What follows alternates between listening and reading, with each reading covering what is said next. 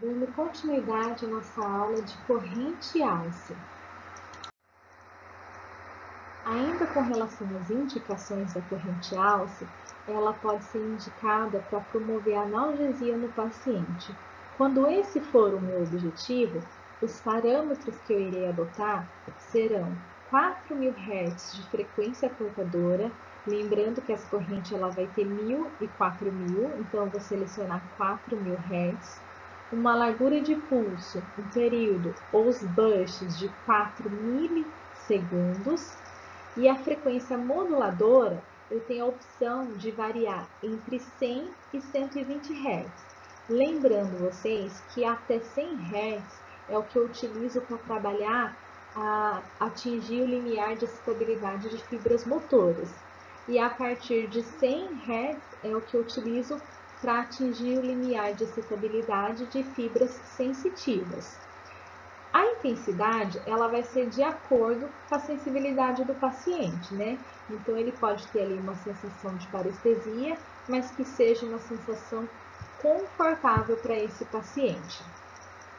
O tempo de terapia vai variar em torno de 20 minutos, mas isso vai depender muito, né? Porque alguns pacientes, eles podem já relatar analgesia num tempo menor que 20 minutos, e alguns você pode deixar até 30 minutos. O modo da corrente será o contínuo, lembrando que o modo contínuo, igual a russa, né, ele fornece uma saída de corrente estável e contínua em todos os canais, então não é necessário a gente ajustar o tempo on e off, porque ele é utilizado para analgesia e para relaxamento muscular e também, nesse caso, para o aumento da circulação local. E aí, a colocação desses eletrodos serão nos pontos de dor, né, sobre a região de dor, não precisa ser no ponto motor, porque a gente não está visando contração muscular. Então, eles são colocados na região de dor. E ainda, né, alguns estudos, eles falam de parâmetros voltados para eletrolipólise. Lembrando vocês que a eletrolipólise nada mais é que a remoção de gorduras, né, das células adiposas por meio da eletroestimulação. Então, ali eu tenho o aumento do metabolismo, como foi explicado para vocês lá na corrente galvânica.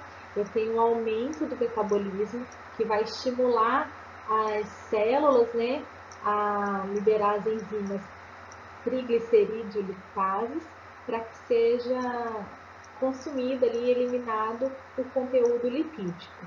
E também, para esse objetivo, a frequência portadora será de 4.000 Hz, largura de pulso, período de 4 milissegundos e uma frequência moduladora que vai variar de 5 a 30 Hz. Então, é uma frequência mais baixa.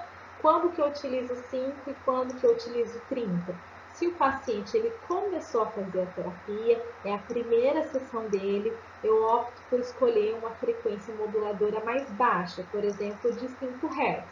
E conforme ele vai fazendo o tratamento e vai evoluindo, a gente pode aumentar a frequência também. O modo da corrente é contínuo e a diferença aqui também está no eletrodo. O eletrodo ele é do tipo agulha, que é a agulha utilizada na acupuntura, tá? Não é uma agulha que vai fazer um processo invasivo, não. Ele vai pegar ali a primeira camada da pele, não vai atingir os vasos sanguíneos, né? Então vai ser bem superficial. Então aplica-se o eletrodo do tipo agulha e coloca os canais com eletrodo do tipo jacaré, como mostra aqui, ó. Aqui é aplicando, né, o eletrodo do tipo agulha, a agulha mesmo de acupuntura. Aí aqui eu posso fazer uma pressão para ver se o eletrodo agulha está bem posicionada. E depois eu venho aqui com o jacarezinho. Então, por exemplo, aqui é o canal 1, né, onde eu tenho o polo positivo e o polo negativo. Aqui o canal 2, aqui o canal 3, aqui o canal 4.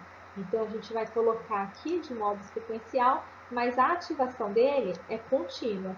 Então, o tempo todo o paciente está sentindo. Não existe pausa nem alternância desses canais, tá? E o paciente a gente vai deixar ali um período de 20 minutos aproximadamente. As contraindicações da corrente alça são as contraindicações gerais da eletroterapia. Então, por exemplo, dores não diagnosticadas, aquela que a gente não sabe a origem, tem que tomar muito cuidado, porque a gente pode estar promovendo uma analgesia, que na verdade o paciente deveria buscar um outro tipo de tratamento. Lesões musculares, tendinosas ou ligamentares, quando o nosso objetivo é o fortalecimento muscular. Então, para fazer qualquer terapia visando, os objetivos de fortalecimento muscular, a gente tem que ter integridade dessas estruturas. Alterações cognitivas, aquele paciente que não consegue nos relatar, nos dar um feedback a respeito das sensações, de parestesia que ele está sentindo, porque qualquer aumento exagerado da contração muscular, por exemplo, pode causar lesões musculares, na fibra muscular, se a gente não ter o feedback do paciente. Apesar de estarmos visualizando a contração muscular, a gente também precisa do relato de conforto desse paciente.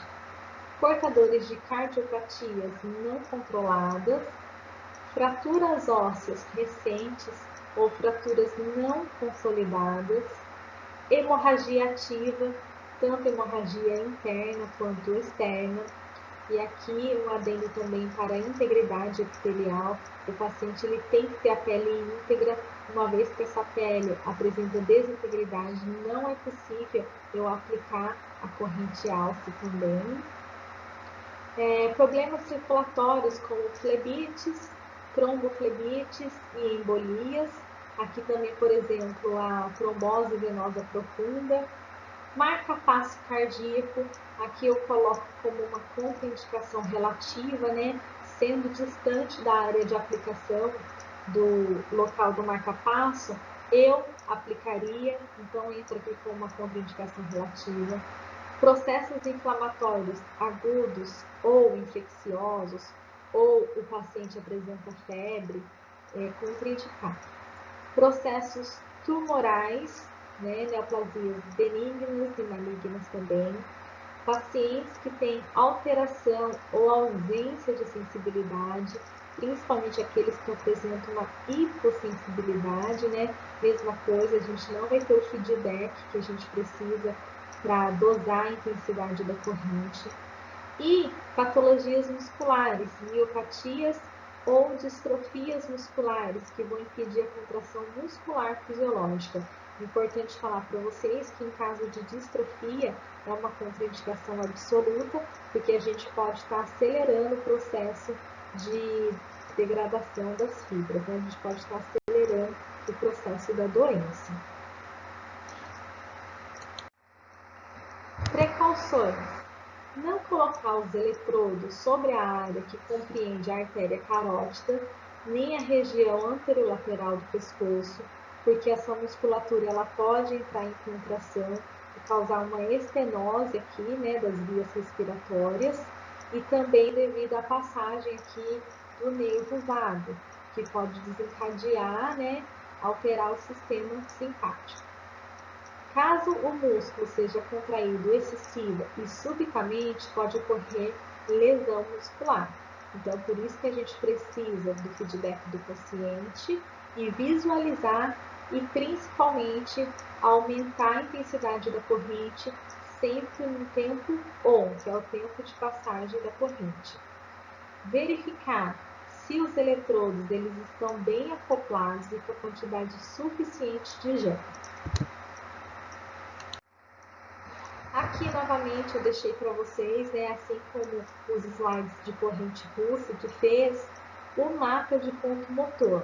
Esse mapa é muito útil quando a gente vai trabalhar, porque nem todos a gente sabe de cor, Aqui, uma imagem melhor desse mapa de ponto motor, maior. Turma, antes de encerrar essa aula, Eu gostaria de fazer uma revisão geral da corrente Alce. Ela é uma corrente de média frequência, ela é extremamente confortável.